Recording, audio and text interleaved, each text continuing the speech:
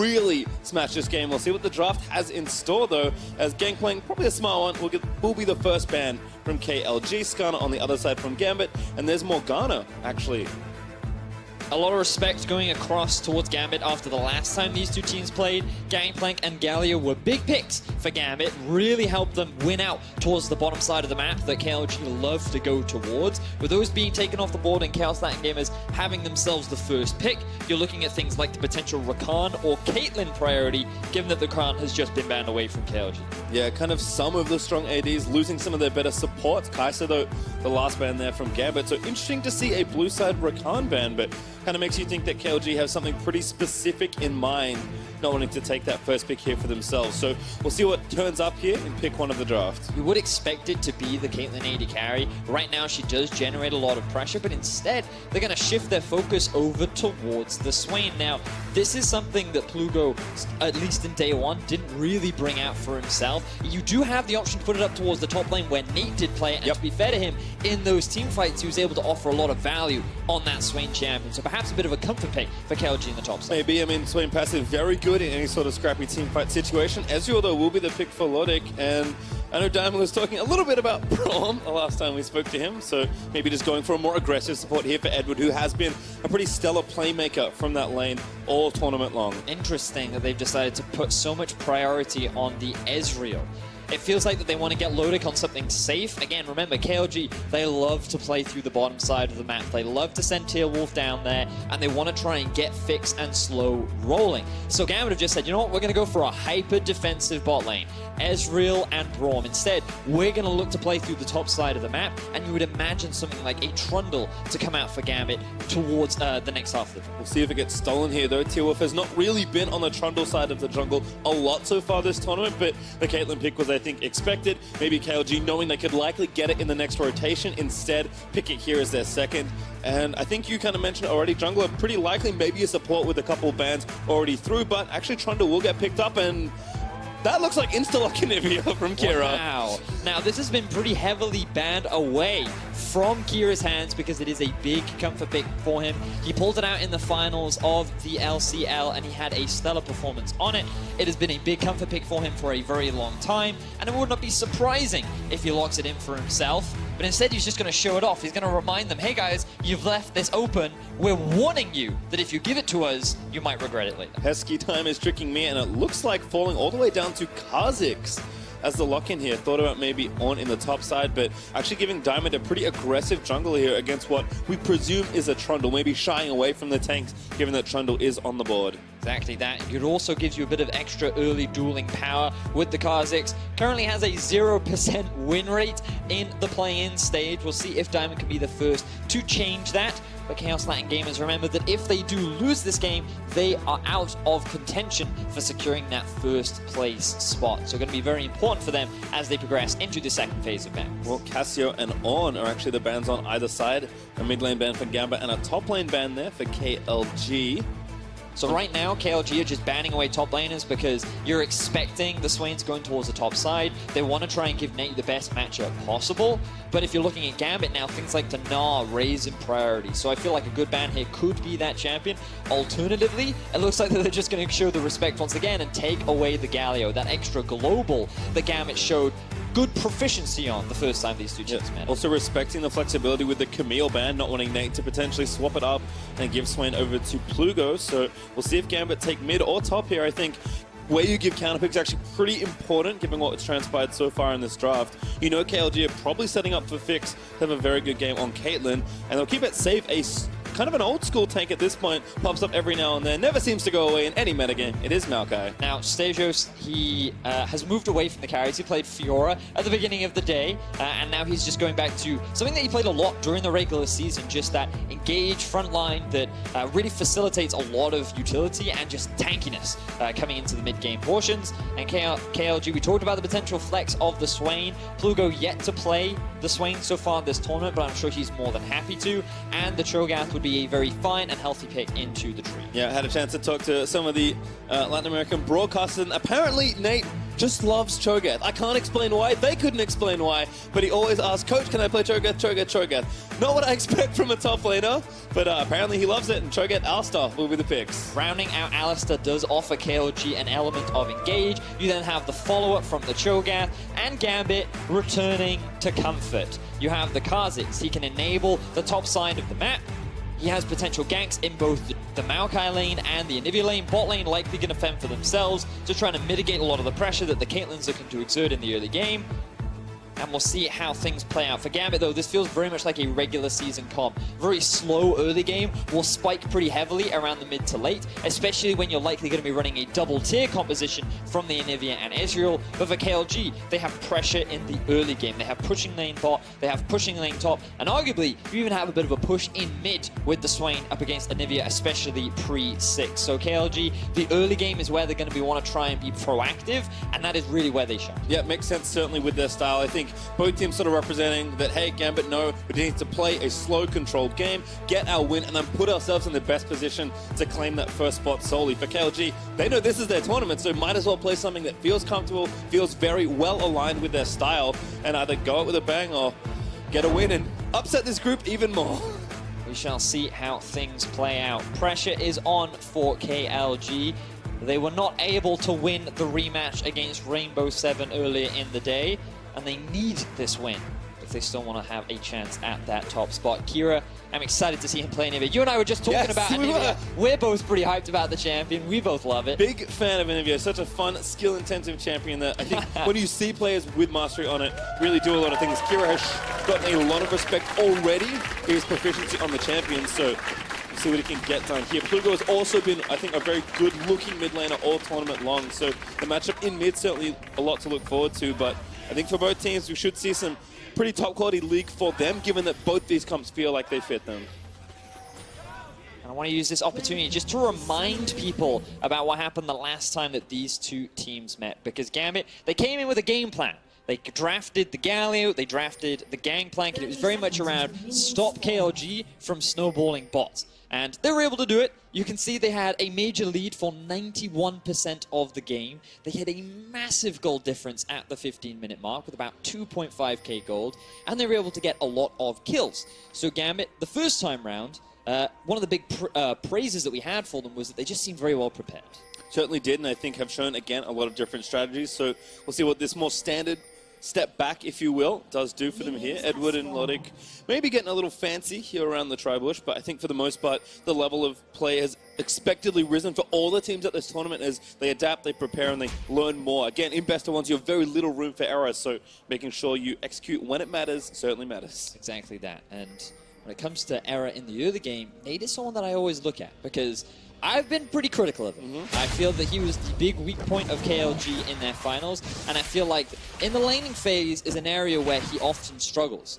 And earlier in the day, we saw a 2 versus 1 against Giral where they ended up losing, and we've seen a couple times where Nate hasn't really been able to step up, but you have to credit him when it gets to the mid to late game. His team fighting seems to be a lot more impactful. His positioning and ability to contribute to the fight seems to be where he really shines. So if Gambit want to try and shut him down, I feel like the early game, the laning phase, is the best opportunity to do that. When you have a Kha'Zix and a Maokai, you have a lot of gank setup towards the top side of the map. So if Diamond is looking to gank anywhere in the early portions, I feel like this could be the play. He actually part that way as well and got a leash from his bot lane, which is why Fict and Slow are currently pushing up that lane there. So we'll see if the early Caitlyn pressure coupled with the Targon's Alistar can really help, or if Lodic and Edward can hold on. Again, they drafted this very early defensive bot lane, probably knowing that a Caitlyn was coming on for Fix. I feel like they expected it, and they didn't want to draft this time around to just protecting their bottom lane. Without the Gangplank available to them, they didn't feel as comfortable as they did the first time round. This was a pretty good freeze from both Lodic and Edward. It will keep the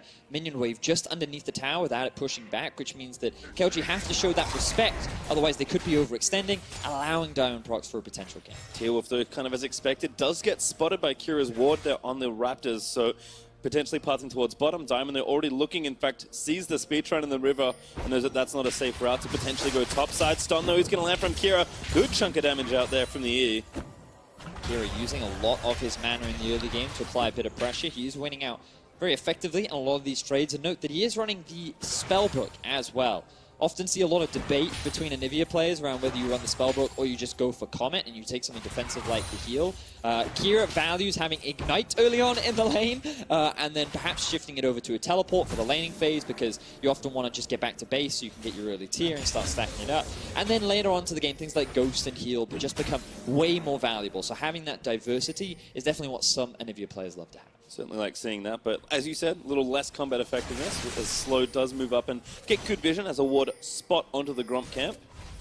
Again, just hiding in Fog of War, but Lodik and Edward playing very respectfully as Diamond is going to revisit this left side of the map with a ward. Has cleared the top already, so looks like it's time to go home. T-Wolf's done the same, already got his jungle item finished. So it's not too surprising for Gambit that they are looking to play this very slow, passive early game. They have drafted very much towards that way. We talked a little bit about it in draft. You have the double tier composition from both Ezreal and Kira, at least that's what we're expecting. And on the side of KLG, they have a lot of pushing lanes. You have push down in the bot. Right now, the Maokai is pushing top side, but Cho'Gath, with the amount of sustain that he has, and once he completes his first item, he will have a little bit more pressure over the Maokai, but it's very much just back and forth. And Plugo, typically he should have a little bit more priority, but Kira's been playing so aggressively in this lane, he's been forced back a little bit. But in the bot side, KLG have so much pressure that that should be the lane that they look to try and play through. And so far, just a bit of vision has been invested on that side to prevent Diamond Prox from ganking. But you can see T-Wolf already hanging around, prepared for any potential early push. Yeah, I'm kind of wondering what the junglers are going to do. Looks like mids have backed though. TP already backed for Plugo. Kira walking actually after getting his tier, so might lose some CS, but deciding that he doesn't want to switch to TP just yet and does want a bit more threat. Again, I'm expecting Kha'Zix to get aggressive at some point, and T-Wolf I think is somewhat relegated to counter gank status, although right now doing a nice job with that control ward, starting to solo this dragon, and then Plugo and Slow, thanks to that bottom lane priority, can rotate over and take this down. And good awareness there. KLG's bot did a very early base. You can see the Zerka's Greaves have been completed for the Caitlyn already. That meant that Lodik and Edward got the slightly later base, allowing KLG to gain control over the bot side river. And T-Wolf on the trundle, and with a bit of support, is able to take out a very early Drake. So early objective focus towards the side of the map that KLG have control of is definitely a good way to start. I think so, as slowness still reflected in the item builds here between Kira and Lodik. You mentioned double tier. Definitely those need time to charge up, but Lodik actually going for a cull as well. So kind of just saying, all right, you know what? Just farm it out. Everyone's going to be A-okay. Please, please don't push me on my tower. Curious as to whether or not he goes for the double tier build that we've now started seeing originated over in the LCK. But we already saw it earlier today, I believe, from Lloyd, yes, where you have the, you actually go for both upgrades. So you have both the Archangel staff as well as the Mana Mune, I believe it's called, and you just stack so much mana that you actually get a lot of value from building both of them. Yeah, so it kind of feels like an Ezreal only thing, at least for now. For sure. Because he has so many different ratios as Diamond. With a nice invade, actually takes the big wolf and one of the small ones, going to relegate T-Wolf to just clearing that and this ward out. Good awareness though from T-Wolf to suspect a ward there and just use the sweeper quickly to move that one out of the way. Diamond, though, his first little bit of jungle pressure felt there on the left side. Otherwise, he's been pretty passive so far as the Kha'Zix, maybe just waiting for that first evolution at level 6. Remember that he doesn't have to make anything happen given the comp scales so beautifully. For Gambit, very much teamfight orientated. They have a really good mid to late game. Anivia makes things really difficult for enemy teams to fight in the late game, especially in places like the river because of the amount of zone control that you provide. And something that we've been seeing a lot more on Anivia is actually the wall max second rather than maxing Q second, which I find really interesting because it just gives you just that, right? Control. Yep. The size of the wall, once you've maxed it out, is just so big that you can cut teams off, you can force them into awkward situations, you can rush down Baron, like, you have so many different options and tools. I mean, you consider the record that Kira has, 6-0 on his Anivia with an 11 KDA from the regular season. You have to feel like he's pretty confident on the champion. You know what? Might be too much faith, but whatever he does, I'm probably going to guess it's correct, at least for this game, as blue buff does get handed over to Plugo. Looks like Kira hunting for the same thing, but his jungler is in base, buying up those 2 long swords real quick. Tower damage has been not too bad for Gambit's bot lane turret, so that's probably the biggest thing here. You're likely going to get pressured in. You're probably going to lose a couple CS, but as long as your turret stays somewhat healthy, you're doing A-okay in this matchup. And that's really good for Lodik as well. You got to consider the position that he's been put in. A very young player joining the Gambit roster that really does have quite a storied organization, especially here in Europe.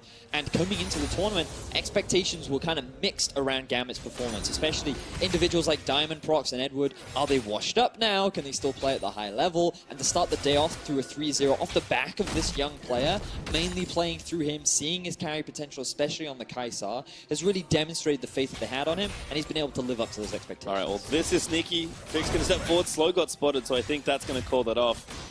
T-Wolf, though, instead just extends this into a jungle invade. Plugo also here. The blue buff over to Diamond, I believe, who did have to smite it away. They're now going to actually fight. Diamond going to be forced to move out. Lots of good pressure there from the mid-jungle duo. I think this was really smart from KLG because denying blue buff from an Anivia is always a really good thing if you're not the Anivia, because she burns through so much mana using her Glacial Storm to wave clear that, you know, Kira, he actually had no mana after the laning phase. He was expecting to pick up his blue buff. Now he's TPing back in. They're looking for a collapse. Really well timed invade, but the TP from Kira after the swap could be it. T-Wolf does not get slow, but a spike, but Slow trying to interference on Egg with a knock-on. It's going to land, but now the stun in onto Slow, who has already burnt the ulti wall. Not quite enough. You can see how small it was. Not able to move T-Wolf back into the team for first blood. And now Plugo actually maybe going to spot one out. Pops the ulti. Kira probably going to get Egged here, but maybe a bit more. Going to jump around. T-Wolf low. Going to try and get the damage in first blood. Over there, Kira does that. He flashes out. The Nova's burn from Plugo, but Slow with a beautiful pole run might save his team. He gets the kill. Takes down Diamond, but Lodic is going to try and take the next few. Autos on Plugo. Needs one more. Does claim of a fix. Chasing for Edwin. Flashes for the last auto and is able to grab it. Kira, though, has resurrected out of the egg and is looking for yet another kill. Slow, no mana, no ult, running rapidly out of health. The wall not bad, the flash is there. He'll get out safely, and Gambit kind of barely come out ahead in the trade. Ends up being a 2-for-2 in the end. Very close back and forth between both Gambit and KLG. It all starts off with Gambit trying to punish T-Wolf for coming back into the jungle. Kira has the teleport. You can see that Plugo's still in mid lane. And with the numbers in the bot lane, they feel like they can force a numbers advantage. But then the collapse comes in from Plugo. Kira is not expecting him to be waiting in the brush. And then KLG think they can be the ones to go for the collapse. Constant early aggression. This is what we talked about for KLG, but they overstep their bounds. A lot of summoner spells get used, a lot of chasing back and forth. Slow ends up being pivotal in this matchup as he's just zoning away the Anivia, providing a wall to make things difficult for the rest of the team to follow up. And then Fix flash for the last one, and Slow has to burn his flash, but does eventually get away and protects his AD carry. So all's well that ends well here for Slow, but that was a lot of summoners burnt for 4 quick kills here as the gold's still even, but can't imagine the action's not going to continue after that. Yeah, I mean, every single summoner spell was burnt for KLG, except for Nate's flash, who obviously wasn't even in the fight. And for Gambit, you can say the same. Ignite and flash used for Kira, flash used for Diamond. Bit of harassment thrown down onto Kira, but Lodic still has his flash, though. That's the bright side. Yeah, he actually played really well to hold onto it there as Gambit continue their 100% first blood percentage. I think that also means Diamond was involved, so I think he's keeping his record as well. Good sneak here into the brush. I think maybe he got spotted depending on the vision radius. Yeah, I think so, because I think he was spotted on that ward just over the wall. He didn't have the invisibility walking into that brush. T-Wolf is aware that Diamond Prox is clearing out this ward. For the time being, he's just going to back off. Nice defensive play there from T-Wolf again. Much more of a counter Gecko here on the Trundle. Building in towards his Cinderhawk. Warrior is finished for Diamond Prox now, so maybe he'll get a bit more active, and as we can see, he's evolved his R already for extra stealthiness through those brushes. So a lot of creative parts you can do to move out and try and get ganks, but again, I think maybe the slowness will continue. As I say that, Diamond snuck in. Looking for Fix, Slow, maybe the target does have his ult though. Oh, Q lands, it's wonderful. They can't quite get through the ulti yet, that's gonna miss. Lodic took a gamble there. But they get a lot of pressure down onto Fix, force him out of lane, and putting the Caitlyn behind is exactly what you want when this was the big, strong lane for KLG. They had constant early push, but you've got to remember that it was KLG that were banning out a lot of the Braum kind of answers during the pick and ban. Rakan was taken off the board, Morgana was taken off the board, and then by Gambit going for a very early Braum, they said, okay, we're going to force you onto something like an Alistar where you can't generate as much pressure as you would like. And we're taking a lot of damage. Really nice trap there from Vix following the pulverized combo. Diamond does complete the Mountain Drake thanks to the bot lane pressure they generated. Almost cost them their lives, but everyone walks away with still some HP left. Now, We haven't looked at the top lane, but that's because nothing has happened. Just don't worry about that one for now. There is a top lane. They are going back and forth. Both have teleport up and available, which means that if we were to see some action, both of them could get involved should they want to. All right, that's enough of that. That is enough of that. Let's get back to the actual action. Rift Herald actually being started on the other side. For T-Wolf trying to trade objectives cross map as Plugo needs to have enough pressure. Kira is going to spot it, popping that Scry as Bloom for a bit of vision through the river. Rift Herald gets pretty far away, but not enough to take it down as KLG will give up that attempt. Note as well the big CS differential that's built up in the middle lane. That's come as a result of a few things. Number one, Kira has had to base more times than he would have liked. The first one, he had to do an early base so he could secure himself the early tier. The second one was because he went for blue buff and he didn't secure it, which meant that he had no mana, he had to base again. And then the third one was after the fight. So he hasn't really spent a huge amount of time in lane. There's been a lot more action.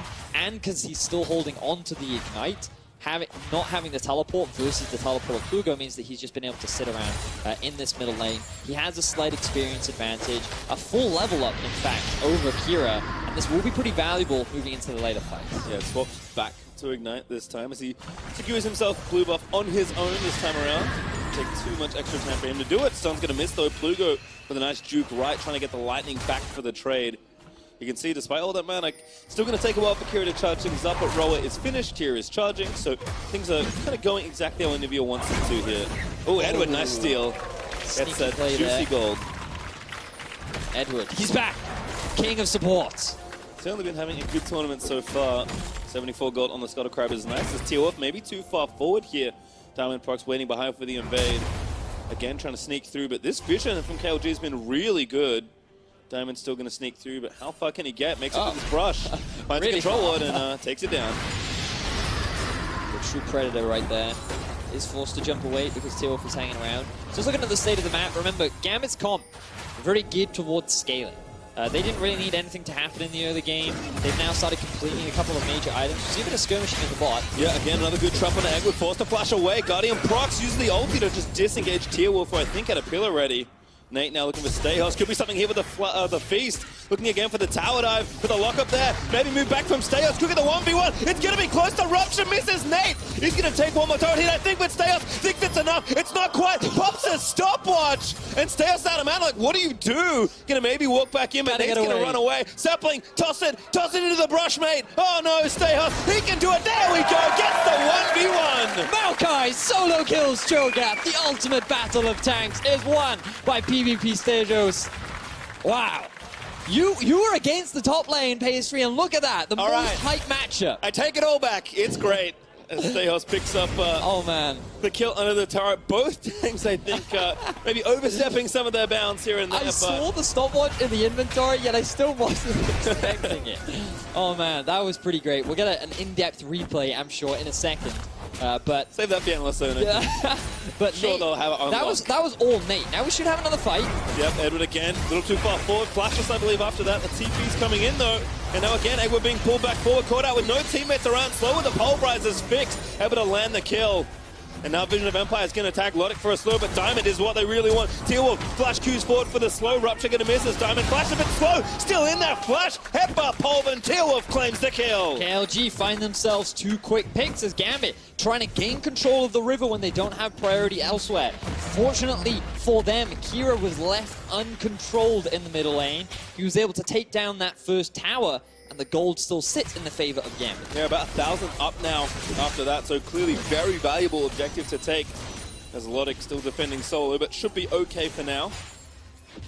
Gambit, again, kind of grinding out a lead. It's kind of what we expected from this comp. They got a Drake to even it up, as we'll watch this again. This time Edward maybe warding too far forward. Yeah, so the thing is, look at the bottom lane. You can see Ezreal stuck underneath his tower. Maokai is still in the lane after pushing things out, and Nate had his teleport available. So he uses that to TP into the river, create a numbers advantage, and Diamond and Edward are left alone to fend for themselves. You got to remember as well that Edward, he used his flash earlier on, trying to escape the awkward situation that he was put in down towards the bottom lane. So overall, a very good collapse from KLG and a good punishment to get themselves a bit more control of the map. And again, we talk about this comp fitting their style. A lot of attention on the bot half of the map here for T-Wolf, despite not having as an aggressive jungler as, say, something like an Olaf. So the pressure has clearly been there. Fix is actually looking pretty good right now with the RFC finished. And 2 parts of the Infinity Edge, the big ones, Pickaxe and BF Sword already completed. Logic looks like a Trinity Force build this time around, so probably not going to see the second tier given how late it is. Again, both teams are pretty happy with their scaling, but KLG, I think, are fine with what they've given to the game so far and where they put their focus, because they do trust Fix to carry this through mid and late. I mean, the thing is for KLG, though, is that you kind of look at the relative scaling and you could argue, like, sure, like both comps actually scale pretty well. Caitlyn, especially in the late game, because she's going to be building crit, she's naturally going to get through tanks much easier. Diamond, though, looking for a play. Both sneaky again, trying to assassinate the bot lane. Fix going to take the early isolated damage. Oh, from Brom, going to miss the vision, not enough, but Logic does manage to find this assassination. KLG have TP'd down. T-Wolf is here. Diamond, he's going to be the first one to get spotted, but the stun line's backing onto slow as he's going to get aggressed on by Stayhard. Now Diamond gets away. He'll burn by Logic to save him as Plugo's channeling the ult and trying to find a pick, but Kira, he's rotating down. Plugo can't find anyone in range of the Lightning or the Claw to pull them back. And that's going to disengage the fight. Gambit with a great gank in bot lane. And this time it was Gambit who had the teleport advantage. They used the fact that Stasios could join in the engagement towards the bottom side of the map in order to make this play work out for Gambit. They find themselves 2 quick kills. They secure the 3rd Drake of the game. And now it is Gambit that have reclaimed control of the gold lead. 2 mountains versus 1. I think this is kind of what you were getting at, Vedius, as we'll watch this again. So, we can have a look. Diamond utilizing the invisibility passive that he has from his ult to jump onto Fix. There's no teleport, there's no jungler nearby. Swain does try to join the fray, but just a little bit too late. And against Anivia, it's much harder to get out of that situation. So, Gambit have already secured themselves a kill. Slow feels like that he can go for a re-engage because the rest of his team is here. What he doesn't recognize is that Stasios is behind him. Gambit, Edward is in front of him, and they're able to get themselves a collapse to secure trees. Here again, spotting him out on the Rift Tower, but this time they may commit to finish a good stun onto Slow, who doesn't have his ulti or his flash, but still not enough damage from Kira to get them off the Herald itself. T-Wolf will pick it up as Diamond maybe swiping through the river for one. Again, sneaking through the brush, hoping someone takes the greedy exit on the left near Blue, but not the case this time. Maybe Plugo now the new target. I feel like they're going to catch Oh, Plugo. careful, Plugo, no! Great flash! Ooh. Gets out from under the stun, still the wall is there as the ult burnt. Oh, good route in Viz onto the Kha'Zix, I think, to prevent that damage from following up. Plugo still burns a bit, but he does get away. Plugo, that was really good. Even gets the control ward in, and it's not cleared away, Pastry. The side steps, the flash, everything. It was all worth it. Everything. Diamond still wants to kill, though. Hunting again in that same brush. We'll find that control ward, unfortunately, and clear it out, but still a good effort from Plugo to get away. Gambit, though, again applying that pressure, and that's kind of what I was trying to get at before. Never mind, Slow getting aggressive as Stayos. We'll just shake that off and let Logic finish off the turret. So, you know, the thing for KLG is, I feel like we have to come back to the draft a little bit. Because we see T-Wolf, he's picked himself up the Trundle, and we can understand it was kind of a denial away from Gambit when so many of the other junglers were banned away. But what it resulted in is T-Wolf was not on an aggressive jungler. He finds the most success when he's like diving onto the enemy backline. In his final, when he was able to get his bottom lane a lead, then this team just looked unstoppable. And that is how KLG were able to... That's why they were so inconsistent during their regular season, because they did finish second at the end of their split, and they really did step up in the playoffs. But it was off the back of how well T-Wolf set up his team for an early game lead. Oh, T-Wolf again trapped by a good wall, forced to flash, and again, all the work he's been doing has been towards that bottom lane, so he has been getting Fix a lead. He's actually doing decent right now with 2 items, staying with a very small, but, you know, we'll take it CS lead at this point. But the rest of the things that Gambit are doing across the map, given the draft that they've had and the style they're choosing to play, I think is what you're getting at, is that's probably enough to topple what KLG has shown right now, and this is a very quick Baron rush. Gambit, they have this tendency of always going for these 20-minute Barons. Let's see how it works out. Gonna be good unless Slow can get the miracle steal. No, rooted in place. Diamond smites down the Baron, and now Smite is gonna have to get himself out by Gambit, try and disengage the wall, not quite enough, but instead the re-engage in onto Plugo. Could be trouble here as Logic and Diamond, trapped in the right side of the pit, are going to have to leap and hop out of the way. Shelly running interference in bot side for some reason as the fight still continues. Edward flashes this time to get up from under the Swain pool. The Vision of Empire will slow onto Kira, but Gambit steal the Baron and sneak away. Beautiful play there from Gambit. During the regular season, they would so often just try to force these very early Baron plays. When you have the Anivia and Ezreal, yes, you have a lot of mid-game damage, and fortunately for them, The tiers are fully stacked. They hit those 2-item spikes. They gain full control of the river and even top side of KLG's map. And without hesitation, they go for it. KLG get completely caught off guard. And now Gambit have a 4,000 gold lead. Yeah, again, despite the Rift Tower breaking that bot outer turret, that is dealt with. The wave is going to be reversed back in the right direction. And 2.5 minutes of Baron playtime for Gambit as they look to take this 2-to-1 turret lead to something much greater than that. Already about 4,000 gold ahead. That could break even wider in just the next few minutes. Now Gambit, they just need to group up. They need to gain control over their side lanes and just start to force fights. They have such a healthy gold lead. They feel so strong as a team right now. And for KLG, yes, it's not like they're weak. The Caitlyn has been doing well in terms of the early game, but you can see, like, Trundle hasn't even completed his first item yet, or his first major item, rather. Caitlyn sitting on both the Infinity Edge and Rapid Fire, but she really steps up when she hits that 3-item mark. And Swain yet to complete the Zonyas. So Gambit, they're going to take a couple, or the final outer tower rather, and I just now want to see them start forcing these plays, start grouping up, using numbers to start generating more leads on the map. Yeah, and for Fix, again, with the Trundle, expect something like a Ziggs, not here in time, certainly given how little gold T Wolf has been able to get despite his presence in the bot side of the map. So a lot to worry about here if you're on KLG. Gambit has kind of finished all those first major item precipice points, and Gambit took the outer target and sieged this tier 2 here in bot lane. Looking at the empowered cannon minion, going to assist Gambit. This is the grouping that we wanted to see. You can even see Plugo sitting up towards the top side of the map, being forced to TP in.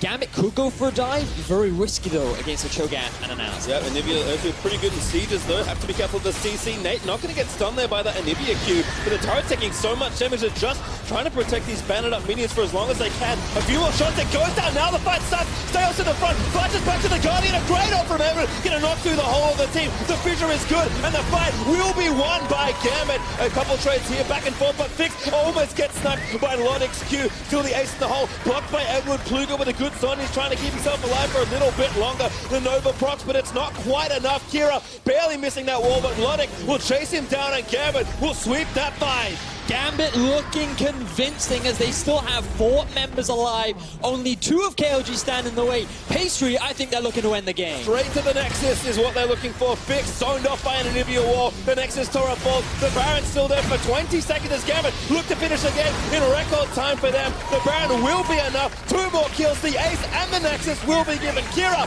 he promised me a carry, and carry he has.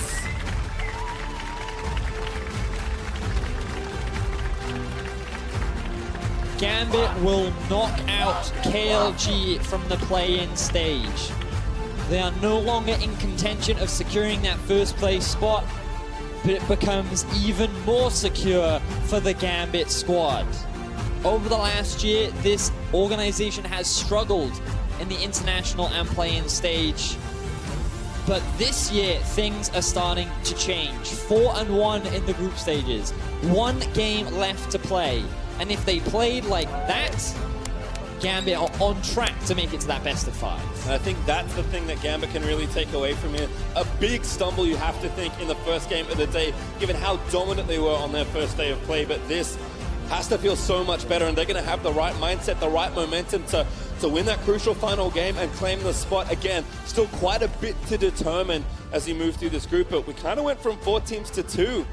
Eliminating KLG and Ascension after the games already. Rainbow 7 is the one contender standing in Gambit's way. Yes, it certainly is, and that's going to be a very exciting game to watch. I do believe it is, in fact, our next game. Hey, look at that! So already they're going to be put under the pressure once more, but we can see the difference, right, from game 1 of the day versus game 3, or game 4 rather, of the day, where Gambit, their win condition just seemed a lot more straightforward. Just group, play around Baron, fight,